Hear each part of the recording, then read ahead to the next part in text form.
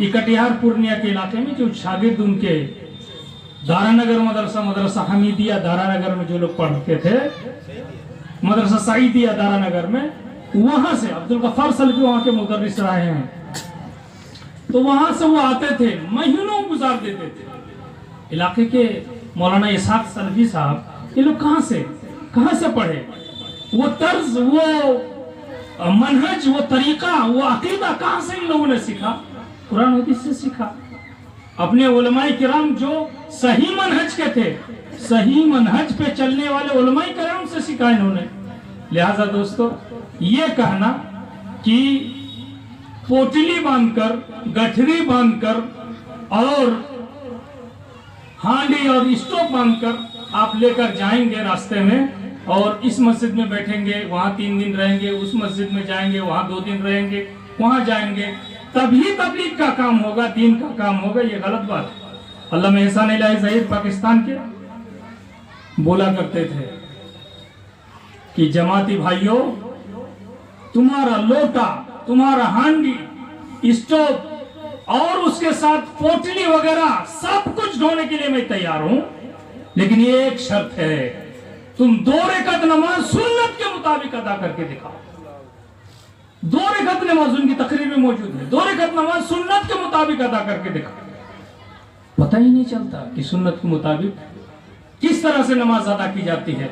आज social media है, social media में आप सुनते रहिएगा। एक मौलाना अब्दुल वाहिद साहब है पाकिस्तान के, अब्दुल वाहिद साहब हैं पाकिस्तान के। ये आदमी, इसके पास फैक्ट्री है कि हमारी हदीस हमारे लिए यह हदीस है, अहले हदीस के लिए हदीस है, शाफी के लिए हदीस है, हम्बली के लिए हदीस है, मालिकी के लिए हदीस है। वो आदमी फैक्ट्री बयान करता है, रफुल यदैन के सिलसिले में, क़िराअत फातिहा खल्फुल इमाम के सिलसिले में, आमीन बिल जहर के सिलसिले में, ये नमाज ही के सिलसिले में बहुत सारे इख्तिलाफात हैं। लेकिन इख्तिलाफात का तकाजा क्या है दोस्तों? इख्तिलाफात का तकाजा क्या है? इन इख्तिलाफात को खत्म करने का तरीका क्या है? जरिया क्या है? कहां खत्म करेंगे इख्तिलाफ? जिस तरह से अल्लाह ने सिखाया है, अल्लाह के रसूल ने सिखाया। आज इख्तिलाफ को हम लोगों ने निपटाया ना, 2 मस्जिद नहीं रहनी चाहिए। एक मस्जिद में हम लोगों ने जम कर दिया ना वहां के मुसल्ली को, और किताबुल्लाह और सुन्नत रसूल की बुनियाद पर किया। लिहाजा दोस्तों, हमेशा आपका मौलाना मोहम्मद हनीफ नदवी साहब अहले हदीस का मनहज, एक किताब है मौलाना सलाहुद्दीन यूसुफ की, उस किताब में उनका मुकद्दमा लिखा हुआ है, बल्कि उनका एक मजमून है, उनका एक मजमून है। तो उस मजमून में उन्होंने लिखा है कि मरकजी असास और बुनियादी असास अहले हदीस की ये सूरह निसा की ये आयत है, जिसको अंग्रेजी में कहते हैं प्रियम्बल। उन्होंने प्रियम्बल का लफ्ज भी इस्तेमाल किया। जो लोग हिंदुस्तान के दस्तूर को पढ़ते हैं और उसके प्रियम्बल को पढ़ते हैं, यानी वो तमहीद है और दस्तूरी तमहीद है और वो बुनियादी तमहीद है। तो ये आयत जो है मनहज को जानने के लिए, अहले हदीस के मनहज को जानने के लिए, ये बहुत बुनियादी ये आयत है। क्या है? या अय्युहल्लज़ीना आमनू अतीउल्लाह व अतीउर रसूल व उलिल अम्र मिनकुम। ऐ ईमान वालों, अल्लाह की इताअत करो, रसूल की इताअत करो, और तुम में से जो बाइख्तियार तबका है, उलमा तबका है, तुम्हारे अंदर जो रोशा तबका है, तुम्हारे अंदर जो वो लोग हैं जो तुम्हारे असहाब हल व अक़्द हैं, आपके मसाइल को हल करने की जिनके पास सलाहियत है, उनकी बात मानो। फ़इन तनाज़अतुम फ़ी शैइन, अगर किसी मामले में इख्तिलाफ हो जाए, फरुद्दूहु इलल्लाहि व रसूल। इख्तिलाफ हो जाए, इख्तिलाफ शेख अनीसुर रहमान आज़मी उस्ताज़ुल असातिज़ा कहा करते थे, अभी वो बहयात हैं, और एक मरतबा मजलिस आमिला की महफिल में बैठकर, मजलिस शूरा की महफिल में बैठकर, मरकजी जमीयत अहले हदीस हिंद की मजलिस शूरा में बैठकर उन्होंने एक बात कही थी, बड़ी अच्छी बात है और बहुत काबिल इंसान है। बोलते हैं कि ये इख्तिलाफ फितरी बात है, लेकिन मुखालफत करना ये किताब और सुन्नत के खिलाफ है। इख्तिलाफ तो पैदा हो सकता है, लेकिन मुखालिफत में खड़े हो जाए कि नहीं खिलाफ करेंगे ही, फला क्यों कह रहा है, हम उनके खिलाफ करेंगे, ये गलत है।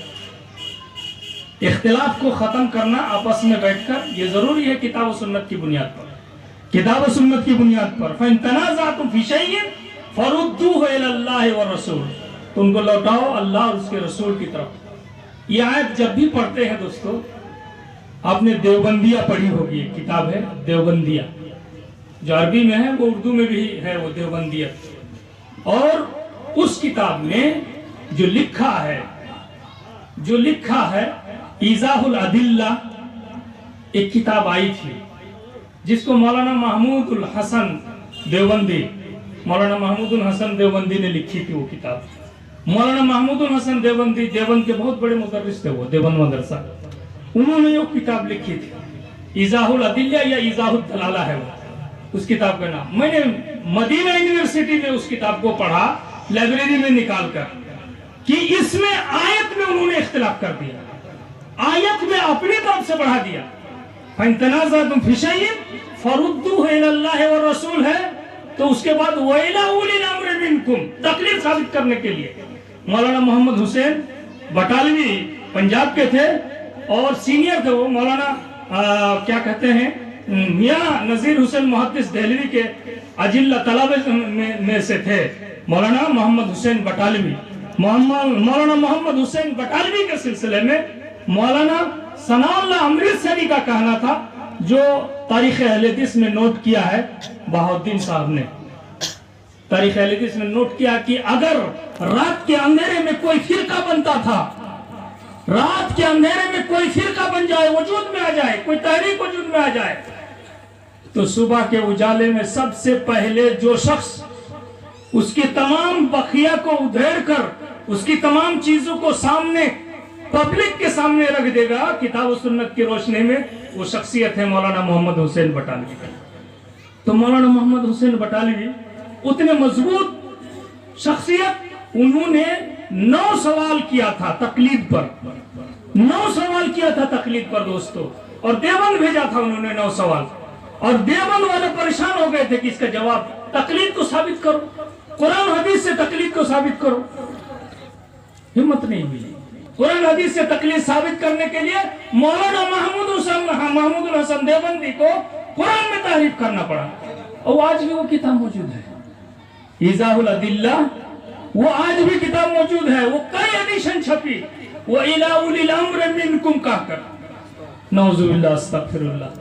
لہٰذا ان لوگوں سے ہم لوگ ان کے پیچھے جب چلنے لگتے ہیں دوستو، ہم تبلیغی جماعت سے جڑے ہیں، کسی چیز سے بھی جڑے ہوئے، جب ان کے پیچھے ہم لوگ چلنا شروع کر دیتے ہیں تو سب سے پہلی بات ہے جو ہمارا جو سب سے پہلا خسارہ ہوتا ہے کہ ہمارے عقیدے پر یہ کوئی بات نہیں کرتے، ہمارے عقیدے اور منہج کے سلسلے میں کوئی چیز آپ کو نہیں سناتے، کوئی چیز آپ کو نہیں بتاتے، کوئی چیز آپ کو سکھاتے نہیں سکھاتے، نہیں بتاتے آپ کو۔ ایک آدمی جو 30 سال تک تبلیغی جماعت میں گھوما، اس آدمی سے میں نے پوچھا، ولی پور کا ہے، ولی پور کا ایک آدمی ہے، سلطان اس کا نام ہے، میں نے اس سے پوچھا کہ بھائی جان آپ بتائیے، آپ 30 سال سے اس جماعت میں گھوم رہے ہیں، ایک چھوٹی سی دعا ہے 2 سجدے کے درمیان پڑھی جاتی ہے، اور اس دعا میں دنیا کی ساری چیزیں مانگ لی گئی ہیں، یہ دعا آپ کو کبھی سکھایا؟ آپ نے بہت سارے لوگوں کو ساتھ ملا ہے، ان لوگوں نے سکھایا، وہ دعا آپ سیکھے ہیں ان لوگوں سے یا کہاں سکھے ہیں؟ بولے کہ نا جی بھائی کنو دن سکھائی نہیں، کنو دن یہ دعا دورہ سکھائی نہیں، کہو کو سکھائی نہیں، 2 سجدے کے درمیان وہ لوگ کوئی دعا نہیں پڑھتے، دعا صحیح دعا ہے، اللہم اغفر لی ورحمنی وہدنی وعافنی وارزقنی، ایک روایت میں وجبرنی وارزقنی، کتنی اچھی دعا ہے، چھوٹی سی دعا ہے، لیکن نہیں سکھاتے۔ کیا سکھاتے ہیں؟ نماز سکھاتے ہیں، کون سے نماز؟ کہتے ہیں کہ آپ کو ضرورت پڑے گی تو اپنے عالم سے پوچھ لیجیے، ہم آپ کے ہاں سیکھنے کے لیے آئے، آپ کے ساتھ سیکھنے کے لیے آئے، ٹائم آپ کے پاس لگانے کے لیے آئے ہیں، آپ کہتے ہیں کہ ہم اپنے عالم کے پاس سیکھ لیں گے؟ ہاں اس طرح تو نہیں ہے، کنواں کے پاس ہم پہنچے ہوئے ہیں اور ہم کو اٹھا کر آپ پانی نہیں دے رہے ہیں، کیونکہ وہ سکھائیں گے نہیں آپ کو، کیونکہ سکھائیں گے تو یہ کہے گا کہ آپ مانتے کیوں نہیں ہیں، آپ کرتے کیوں نہیں، سوال اٹھ جائے گا نا، اس وجہ سے وہ لوگ اس طرح سے نہیں کرتے۔ لہذا دوستو سمجھنے کی ضرورت ہے، اختلاف فطری چیز ہے، لیکن مخالفت کے لیے تیار نہ ہو۔ یہ کتاب اللہ اور سنت رسول جب مل جائے، اب سوچئے اللہ کے رسول صلی اللہ علیہ وسلم کی زندگی کا ایک واقعہ، یعنی ان کی مرنے کے بعد کا ایک واقعہ بول کر اپنی بات ختم کرتا ہوں۔ ہمارا منہج کیا ہے، ہمارا طریقہ کیا ہے؟ دلیل مل گئی، سب کچھ ختم، کچھ نہیں۔ آج مولانا سلیمان صاحب نے جس طرح سے الحمدللہ کہا فیصلے پر، بہت خوشی ہوئی ہم لوگ کو۔ اور اللہ کے رسول صلی اللہ علیہ وسلم کا انتقال ہوتا ہے، صحابہ کرام میں اختلاف پیدا ہو گیا۔ پہلا اختلاف یہ ہو گیا کہ نبی کا انتقال ہوا ہے یا نہیں۔ حضرت عمر جیسی شخصیت، عبقری شخصیت، حضرت عمر جیسے امیر المومنین، ایمان والے شخص جو نبی کے ساتھ ہمیشہ رہے، جب سے ایمان لائے نبی کے ساتھ، نبی ہیں ابو بکر ہیں، عمر ہیں، عثمان ہیں، نبی ہیں ابو بکر ہیں، عمر ہیں، عثمان ہیں، بار بار یہ تذکرہ آیا حدیثوں میں۔ اور وہ کہہ رہے ہیں کہ نہیں، نبی کا انتقال نہیں ہوا۔ کوئی اگر کہے گا کہ نبی کا انتقال ہو گیا، اس کی گردن اڑا دوں گا، اس کی گردن اڑا دوں گا۔ تلوار لے کر کھڑے ہیں مسجد نبوی کے اندر، نبی کریم صلی اللہ علیہ وسلم کے حجرہ کے بغل میں کھڑے ہو کر بول رہے کہ نہیں، گردن اڑا دوں گا۔ کوئی کہے گا کہ نبی کا انتقال ہو گیا، حالانکہ نبی کا انتقال ہو چکا تھا، نبی کا انتقال ہو چکا تھا۔ حضرت ابو بکر صدیق رضی اللہ تعالیٰ عنہ مدینے سے تھوڑا باہر نکلے ہوئے تھے، واپس آئے، نبی کریم صلی اللہ علیہ وسلم کے چہرے مبارک کو کھولا اور اس کے بعد ان کے چہرے پہ بوسہ دیا۔ بوسہ دینے کے بعد کہا کہ اے اللہ کے حبیب، آپ پر جو موت آنے والی تھی وہ موت آ گئی ہے، دوسری موت اور نہیں آنے والی۔ پھر باہر آئے۔ صحابہ کرام کا ایک طریقہ تھا کہ جب حضرت عمر اور حضرت ابو بکر ایک جگہ ہوں تو ابو بکر کی طرف لوگوں کی توجہ ہو جاتی تھی۔ عمر کو بڑی کوشش انہوں نے کی۔ آج ہم لوگ کی بات ہوتی ہے، اسٹیج پر ہم لوگ بیٹھے ہوئے ہوتے ہیں، اسٹیج پر کوئی اگر بولنا شروع کر دیا، تھوڑی سی اگر کچھ گڑبڑی ہوئی، کچھ اے بند کرو تمہیں، اے اس طرح سے کیا بول رہے ہیں، اس طرح سے کیا بول رہے ہیں۔ بھائی آپ سنجیدگی سے ان کو سمجھا دیجئے، ایک پرزہ لکھ کر دے دیجئے کہ آپ کو اس طرح سے بیان کر دینا ہے، بتا دینا ہے۔ ہاں آپ، لیکن حضرت ابو بکر صدیق وہاں عمر کی تقریر چل رہی ہے، عمر کو جا کر نہیں روکا، اے رک جاؤ، نہیں روکا، بغل میں جا کر کھڑے ہو گئے، دوسری جگہ پر وہیں مسجد میں کھڑے ہو گئے۔ اور اس کے بعد کہا، تاریخی الفاظ ہیں بخاری کے، من کان یعبد محمدا فإن محمد قد مات ومن کان یعبد اللہ فإن اللہ حی لا يموت۔ جو محمد کی پوجا کرتا تھا، یعنی محمد کو دیکھ کر پوجا کرتا تھا، وہ سمجھو کہ محمد کا انتقال ہو چکا ہے۔ ومن کان یعبد اللہ فإن اللہ حی لا يموت، اور جو اللہ کی پوجا کرتا تھا، عبادت کرتا تھا، جان لو کہ اللہ زندہ ہے، کبھی نہیں مرے گا۔ محمد مر چکے ہیں، قد مات، ماتا کا لفظ ہے، بخاری کا الفاظ ہے، ماتا کا لفظ ہے، مر چکے ہیں۔ اس کا کیا ترجمہ ہے؟ صریح ترجمہ ہے، مر چکے ہیں، وفات ہو چکی ہے۔ لیکن آج ہم لوگ جماعت میں جاتے ہیں، یہاں جاتے ہیں، وہاں نبی صلی اللہ علیہ وسلم پردہ کر رہے ہیں۔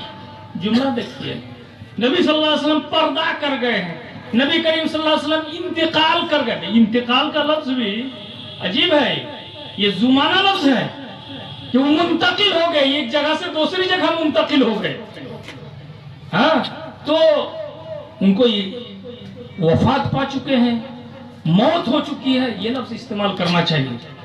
ہاں، بہرحال تو نبی کریم صلی اللہ علیہ وسلم کی وفات کے سلسلے میں ایک جو آیت، جو صریح آیت ہے، وما محمد الا رسول قد خلت من قبلہ الرسل افإن مات أو قتل انقلبتم على أعقابكم ومن ينقلب على عقبيه فلن يضر الله شيئا۔ محمد صلی اللہ علیہ وسلم تو ایک رسول ہے، ان سے پہلے بھی بہت سارے رسول آیا، دنیا سے چلے گئے۔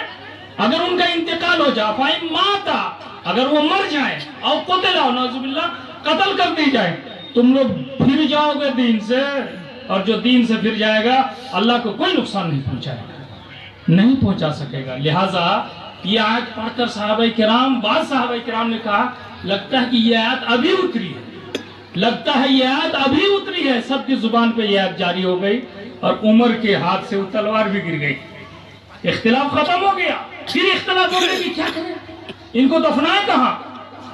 انبیاء کی سرزمین میں، ان کے آباء و اجداد کی سرزمین میں، یا جہاں یہاں انتقال ہوا اس جگہ مدینے میں، کہاں دفنائیں؟ حضرت ابوبکر صدیق رضی اللہ تعالیٰ عنہ نے وہ حدیث پڑھ کر سنائی، الانبیاء یدفنون حیث ماتوا، نبیوں کو وہیں دفن کیا جاتا ہے جس جگہ ان کا انتقال ہوتا ہے۔ نبی کا انتقال ہوا حجرہ عائشہ رضی اللہ تعالیٰ عنہ میں، تو وہیں ان کو دفن کیا گیا، فیصلہ ختم۔ حدیث مل گئی، ختم۔ حدیث نہیں ملتی ہے۔ عبادت کے باب میں دوستو، الاصل فی العبادہ السکوت، التوقف۔ عبادت کے باب میں آپ کو دلیل ڈھونڈنا ہے، دلیل ہے، ثبوت کی دلیل ہے تو آپ فوراً اس کو مان لیجئے۔ نفی کی دلیل عبادت کے لیے ڈھونڈنا نہیں ہے۔ مانا تو نہیں جی، دعا کرا، اجتماعی دعا کرا، مانا تو نہیں، بڑا بڑا مولانا رکھو جی ایکھنے جھامیلا جدی اپنی کہیں کہ نہ مانا تو نہیں تو بہت ساری چیزیں آ جائیں گی۔ قبر پہ چادر چڑھانا مانا تو نہیں ہے، مردے سے مانگنا منع تو نہیں ہے، کھچڑا پکانا منع تو نہیں ہے، شب برات منانا منع تو نہیں ہے، تو کیا کیجئے گا آپ؟ وہاں جا کر کرنا شروع کر دیجئے گا۔ 3 رکعت نماز ہے مغرب کی، اس کو 4 رکعت کرنا منع تو نہیں ہے۔ 2 رکعت فجر کی پڑھتے ہیں، اس کو 4 رکعت کرنا منع تو نہیں ہے، تو کیسے کیجئے گا؟ اس لیے عبادت کے معاملے میں عقل لگانے کی کوئی ضرورت نہیں ہے۔ لو كان الدين بالرأي لكان اسفل القدمين اولى بالمسح من اعلاهما۔ نبی صلی اللہ علیہ وسلم کے پیارے صحابی، تربیت یافتہ حضرت علی کا قول ہے یہ کہ دین کا معاملہ اگر عقل سے ہوتا تو یہ جو موزہ کے اوپر مسح کرتے ہیں نا، اوپر والا حصہ، تو نچلے والا حصہ میں مسح کرنا یہ زیادہ بہتر ہوتا، لیکن نبی نے موزہ پر مسح کرنا اوپر والے حصے پہ سکھایا۔ اس وجہ سے عقل کی کوئی ضرورت نہیں، نقل کی ضرورت ہے، دلیل کی ضرورت ہے عبادت کے معاملے میں، لیکن معاملات کے معاملے میں کر سکتے ہیں، کوئی بات نہیں ہے، لیکن دلیل مل جائے تو آپ کو رک جانا ہے۔ اب آپ نبی کریم صلی اللہ علیہ وسلم کی زندگی کے سلسلہ، امارت کے سلسلے میں، خلافت کے سلسلے میں اختلاف ہو گیا۔ الائمہ من قریش، جب یہ حدیث آئی کہ امام بنے گا، امیر بنے گا، امیر المومنین بنے گا، خلیفۃ المسلمین بنے گا، قریش سے یہ حدیث آ گئی، ختم ہو گئی کہانی۔ 2 دن 3 دن تک لڑتے رہے کہ انصاری بنے گا یا